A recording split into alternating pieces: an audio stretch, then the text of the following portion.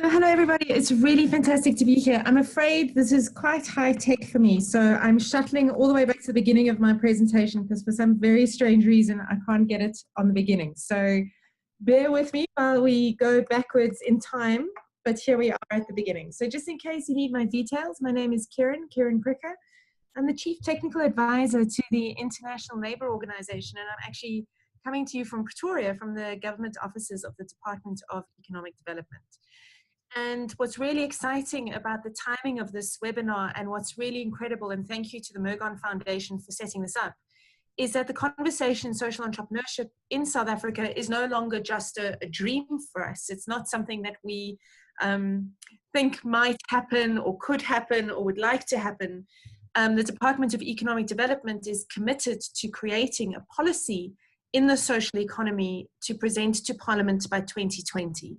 So we're at the beginning of that process, but what it really does mean is that the conversation around social entrepreneurship, what is it, how does it work in South Africa, is no longer just something spoken about by a few of us who come across as slightly crazy at times, but it is something that is bound to become a reality in South Africa, and for me that is very, very exciting.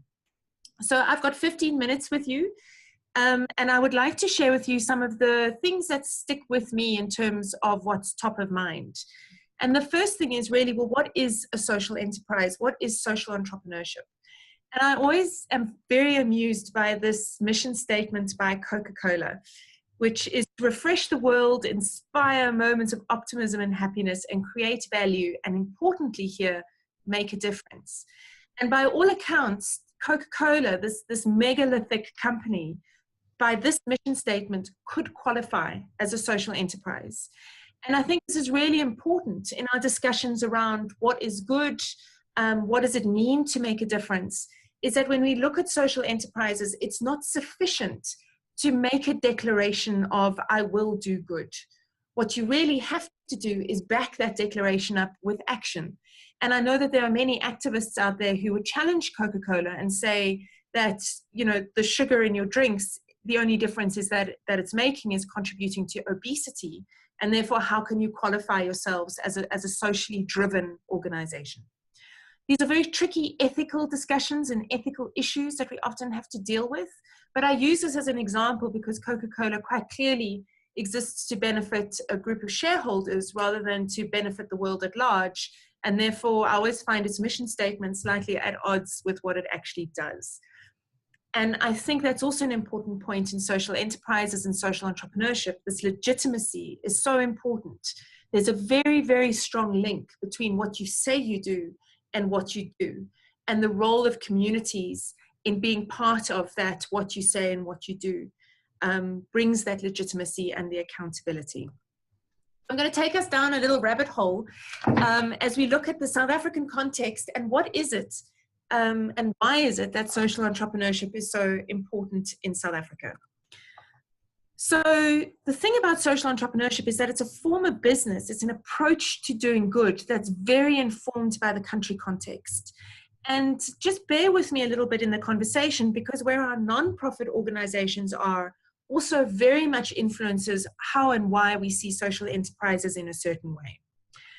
So just a very little bit of insight into where nonprofit organizations are in South Africa. We know that we've got about 110,000 nonprofit or registered nonprofit organizations.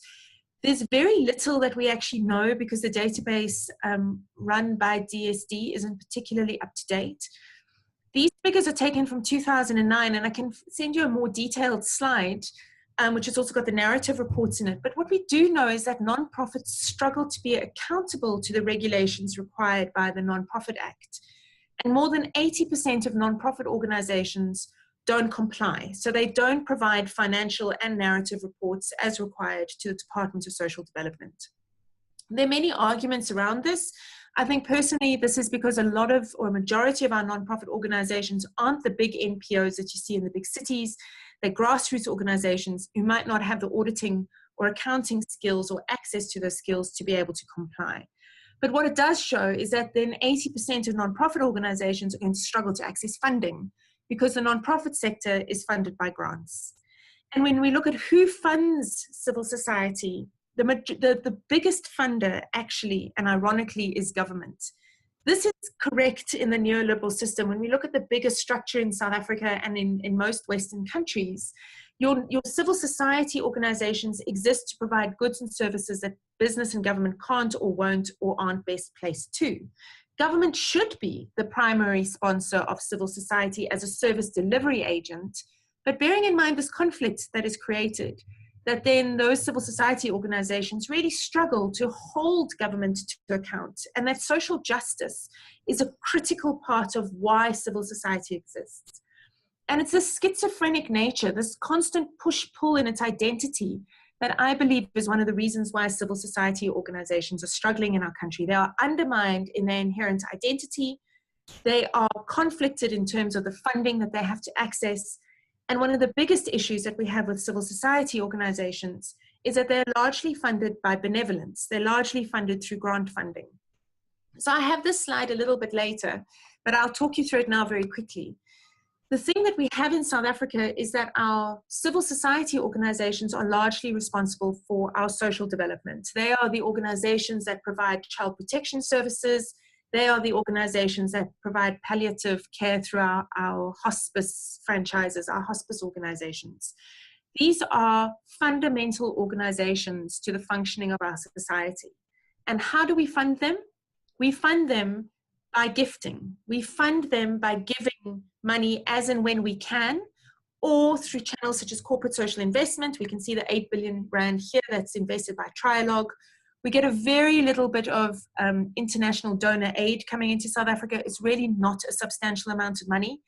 And bear in mind that international donor aid, which is really about 1% of GDP,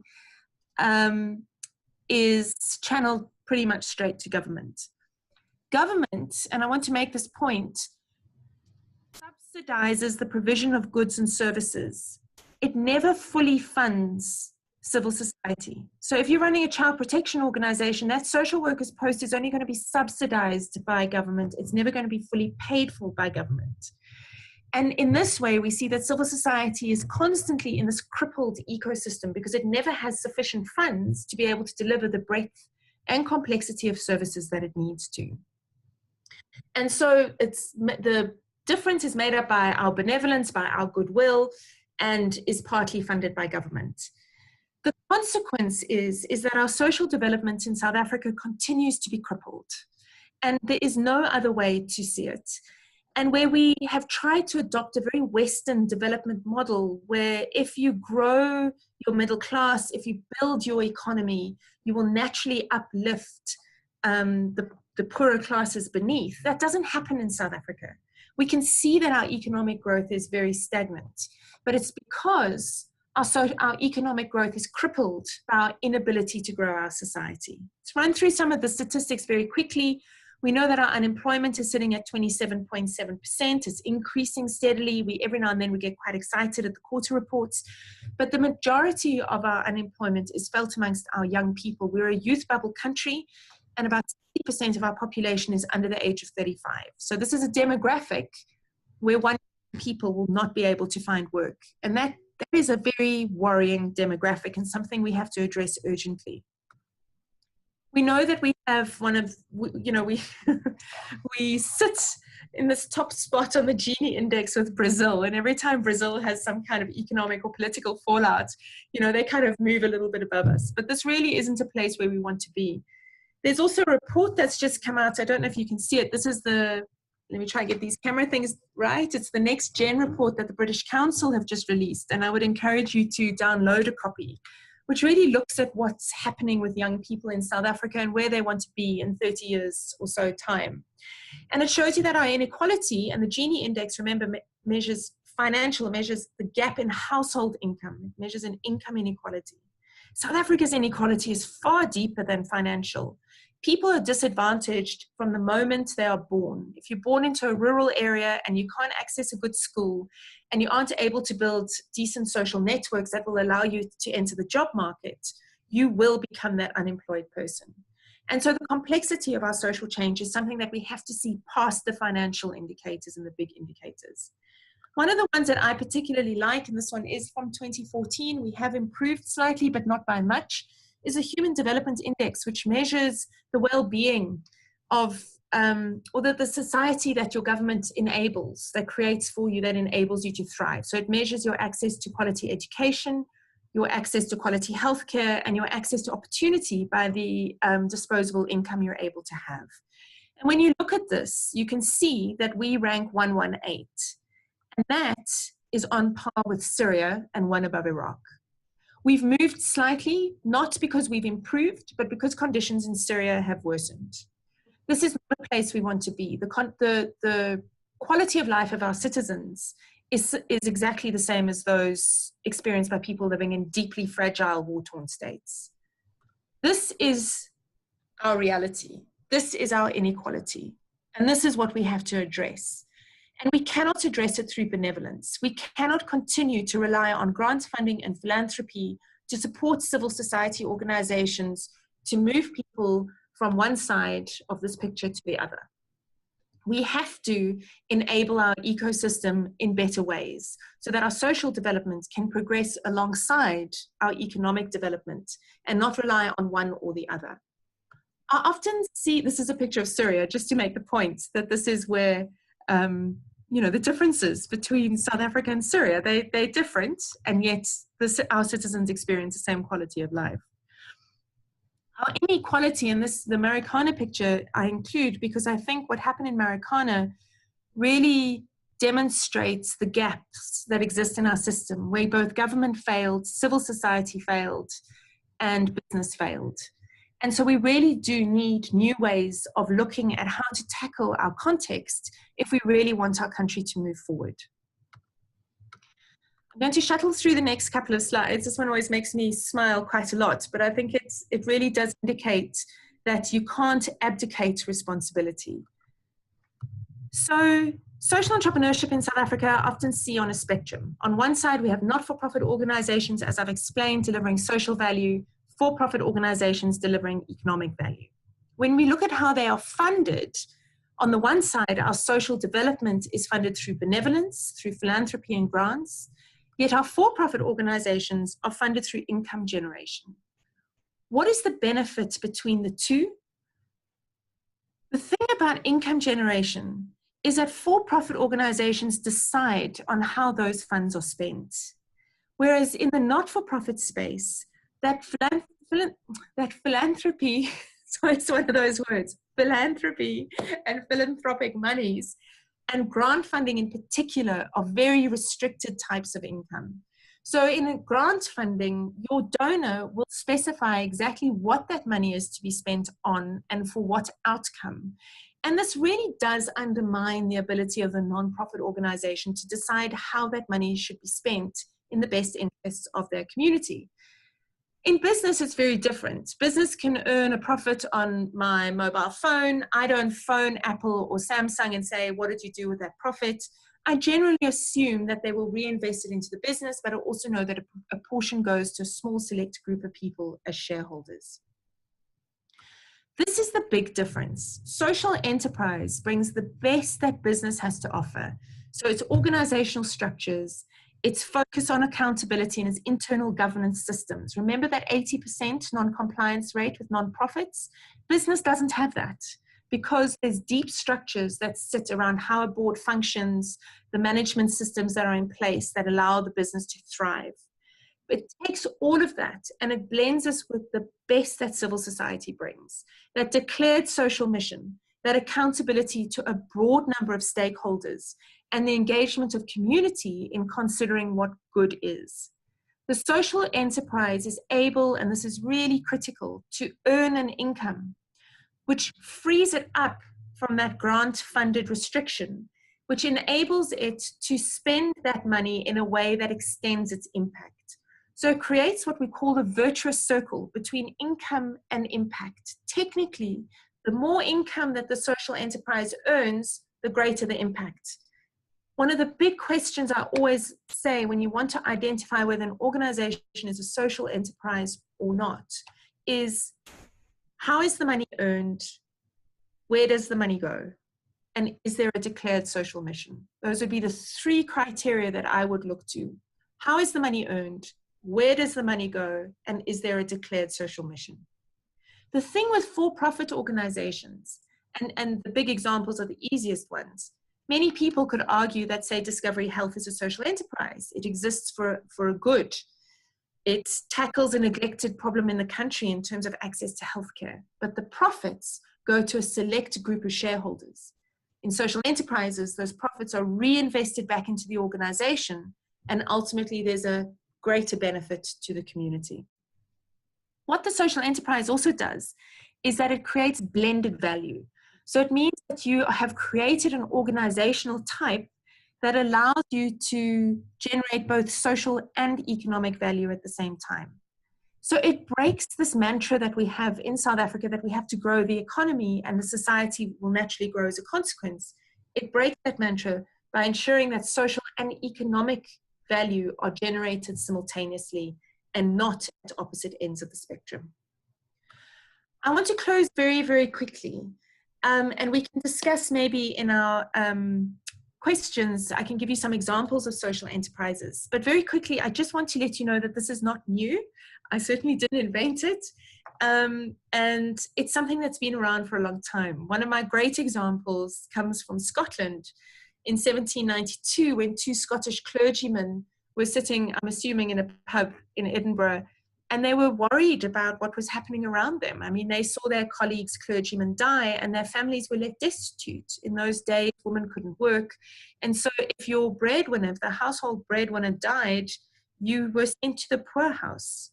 And Webster and Wallace, these two clergymen, came up with this model whereby clergymen during their lifetime would contribute towards a fund which would pay out to their families on their death, allowing families to survive. This is the start of the insurance industry. And it's in that context, and that's why I spent time talking about context, social entrepreneurs spot opportunities in the negatives. Our social entrepreneurs in South Africa are very active in building high quality, low cost educational options, schools. So we look at Spark Schools as an example. We see a lot of social enterprises operating in the health space. Again, low cost, high quality, accessible clinics, because the public health service is so inaccessible to many. So this is one of the most fantastic things about social entrepreneurs, is that they plug a gap that exists that neither business, government, or civil society are able to fill. They earn an income through it, and that money is reinvested back into the organization to enable scaling. I'm going to stop there. I think I've talked probably for quite long enough. But if you want to send through questions, give me 2 seconds while I navigate to a screen that hopefully allows me to see the questions coming through. Over to you, Klengi. Awesome. So we can feel free to take this opportunity to put together your questions that you might have for Kerryn. The webinar is running till 12:15. So Kerryn, if you do want to extend your talk, you are liable to do so. Bless you. Thank you. I can talk about this topic forever. So I've still got at least another 10 more slides to go through, but I just thought I'd rabbit it on for probably long enough. That's awesome. If you could just navigate to your questions. I see we have some questions coming through there. Oh, not on my side. Chat box open. Okay. All right. Kerryn, could you please give us some practical ways that corporates can get involved in the social enterprise or in social innovation? Because we see a lot of the time actual social enterprises that are kind of originating from maybe incubators or people starting their own companies, but how can corporates come and play in that space as well? So I think one of the biggest issues for corporates to get involved in the space of social enterprise is, oh, hello, Linda, I can see your chat. That's so exciting. Okay, so it's working. Hello, everybody. It's nice to see you online. Right, so let me answer the question around corporates. So one of the biggest problems that we have in South Africa is that social enterprises technically don't exist. Non-profit organizations, so social enterprises tend to be registered as non-profit and for-profit organizations because there's no regulatory structure, which is what I'm working on with the Department of Economic Development. We see fantastic work from corporates, though, in sidestepping this, because one of the easiest ways would be, well, through your corporate social investment would be to, make a declaration to be working with social enterprises, recognizing the inherent sustainability that sits in the social enterprise model, that if you've got a 3 years CSI plan, that your work could be with that social enterprise for those first 3 years, but then that once it's generating an income, it's not dependent on your funding to exist. And that is one of the biggest issues that we have in the nonprofit sector, is this dependency on grant funding. But I would look to some of the good organizations who are doing exciting work in social enterprise. And I think and I'm unashamedly a fan of their work, is the SAB Foundation, who really focuses on identifying social innovations in South Africa's community and providing them with first-line support to really enable them to grow and thrive. Remember, a lot of this conversation around social entrepreneurship is, I don't want to say academic, but it is, until we have a policy environment, it's operating on the frontiers.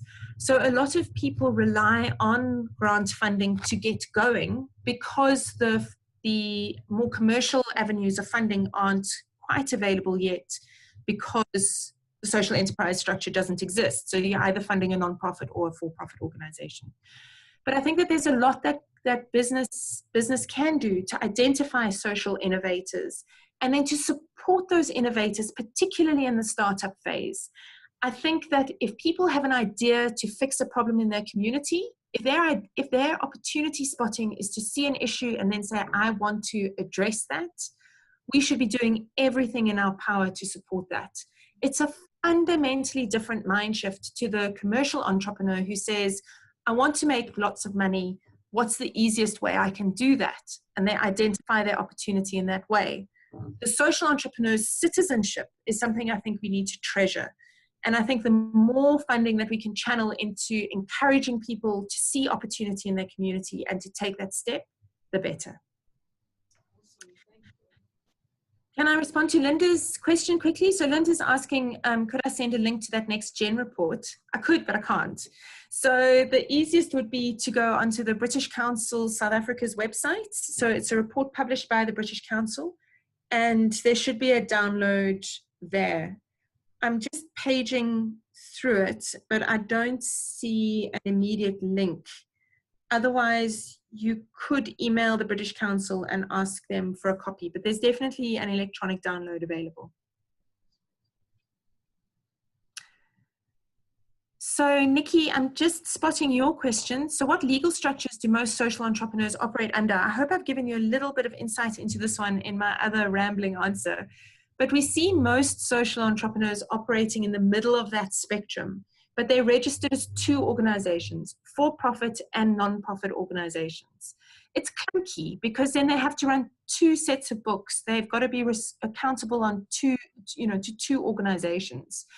And so this is one of the reasons why we're working with the Department of Economic Development to develop a policy in the social economy to say, what does this hybrid organization look like?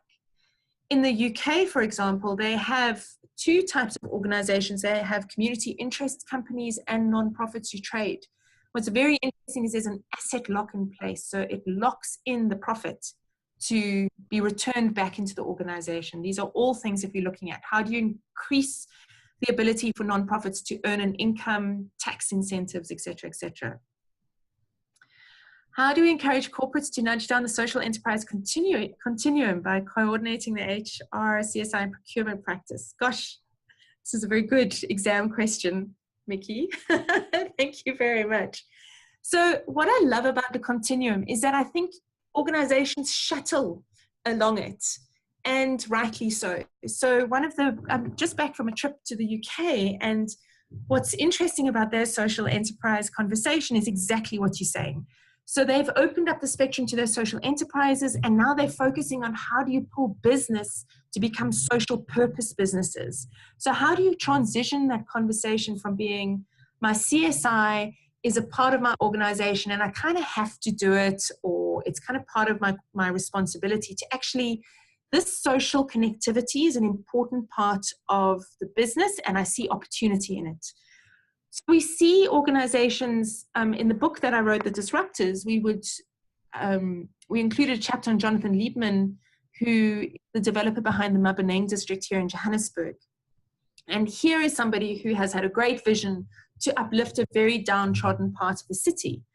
But now then you can argue, and I know the folk in Cape Town have had extensive discussions around this, but what is that consequence of gentrification? So I think you see this organization shuttle from good intention of development, possibly to now becoming more commercially minded. And does it come back? Does it not? I don't know. But organizations move along the spectrum. Are there downsides to social? Lisa, this is your question. Gosh, these questions are coming in thick and fast. Are there downsides? Kyle, I think I've hopefully answered your question that they're registered as for-profit and non-profit entities. Lisa, are there downsides to social enterprises that are perhaps administrative or have a tax implication? So the thing is that we don't have the regulatory structure in place yet, but the downsides around a regulatory structure, I wouldn't say they're downsides, I think they're considerations. So we need to consider the free market system. We need to consider competitiveness. So if you are a shoe manufacturer and you create school shoes for kids in South Africa who don't have school shoes, is it still fair for you to compete with a bar to toughies, as an example, if a tax incentive is enabled for you? So at some level, we have to figure out this very vexing question around, well, what is good and how do you measure impact? How do you measure good? And I think from the not-for-profits perspective, which I can see, and I'm trying to read and speak at the same time, and it's not my best skill, is that the other option is to see, well, how do we open up the non-profit environment so that non-profits can earn more income? So currently there's a cap on how much profit a non-profit can earn. And before they lose their tax incentives, so that already there are tax incentives in place for NPOs, your Section 18As, et cetera, et cetera. So there's a whole lot of discussion that's happening in terms of what we can do in that regard. Treasury and revenue have been particularly helpful, and there's some very nice options that we're exploring. As a donor, Nikki, what is the best approach to support equity shares? So Nikki, I'd encourage you to open up a big rabbit hole, which is the world of impact investing. And this is one that I'm not particularly a super expert in. I tend to avoid numbers quite substantially. But the impact investing world is very technical and very specific. And Cape Town and Stellenbosch is where a lot of the work in impact investing is happening. So if you're based down there, I think I would encourage you to get in touch with the organizations who are leading. So that would be UCT's Bertha Center, Ashburton Investments is one of them, Max Pachulik at Impact Amplifier. So the impact investing world literally is, instead of looking at social enterprise through the non-profit, for-profit lens, you're looking at it through the financing lens.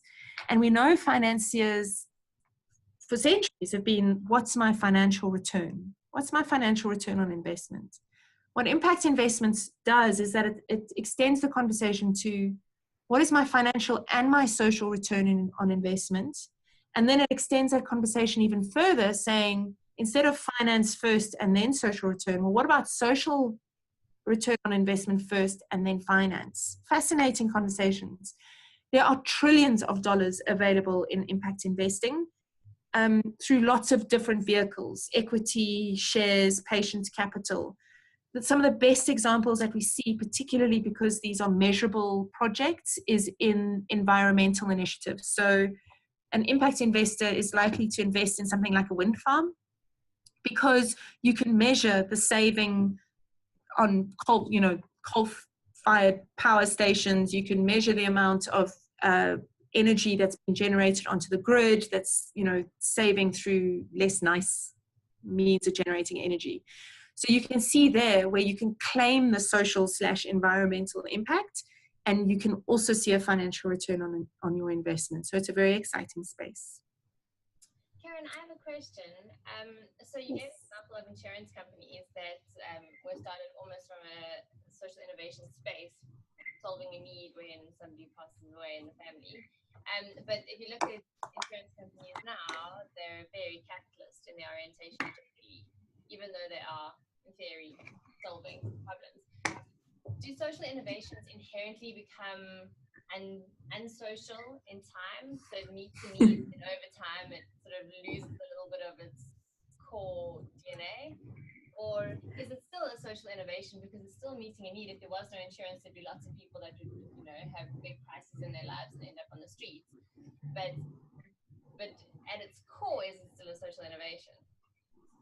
So I think this is such a fantastic question, and I think it is very hard for the social entrepreneur to hold that social core, and that's why we want to enable the ecosystem to do that. Because when people ask you for results, you tend to go with the quantifiable results. My books say this, versus I've got a whole lot of case study feedback from my kind of beneficiaries or consumers or customers, and there's this constant tension between profit and purpose. I think organizations shuttle along the spectrum. But I think where we really need to focus is actually encouraging this mindset shift, that you can see opportunity in your community. So you can see, I was driving through Alex the other day, and you see the litter in the Yuxke. And if people, and I was chatting to some of the youngsters, and they're like, we don't like this. I don't like living in a dirty township. And so the question is, well, what can you do about it? But what can you do about it? Not that you're doing good. What can you do about it that you can see the business potential, the income earning potential in this opportunity? And that is such a substantial mind shift. When I want to throw some figures at you, but when we know very little, very few statistics on social enterprise in South Africa because there's no real ecosystem. But the Global Entrepreneurship Monitor in 2009 did a study that included social entrepreneurship in South Africa. And what it tells us is that social entrepreneurship thrives and should be thriving in South Africa. Why? Because it is the most multiracial form of entrepreneurship that we have. It is the entrepreneurship with the least barriers to entry. Whereas our for-profit entrepreneurs tend to have some kind of university degree, our social entrepreneurs don't. It is highly appealing to young people. And social entrepreneurship works in countries of high inequality, particularly where that next generation is still very connected to their roots. They still have a strong motivation to do good. Whereas in a lot of other countries, we see that inequality gap means that middle class doesn't care. It moves on. It's not interested. In South Africa, our inequality is very prevalent and we see it, and it's a motivator. And I think the more organization, the easier that we can make it for organizations to hold that social purpose and recognize the value of that social return, the easier it will be for organizations to stay as social enterprises rather than to transition into for-profit businesses like has happened in the insurance industry. I'm doing quite a lot of work in how social entrepreneurs manage that tension between profit and purpose. And it's interesting because it comes back to that legitimacy and that stability. Is that the legitimacy that comes from what you say and what you do is essential. And I think the more that social enterprises can demonstrate that connection, the easier it becomes for them to hold that line as the rest of the country starts to recognize that having a social return is as important, if not more important, than a financial return.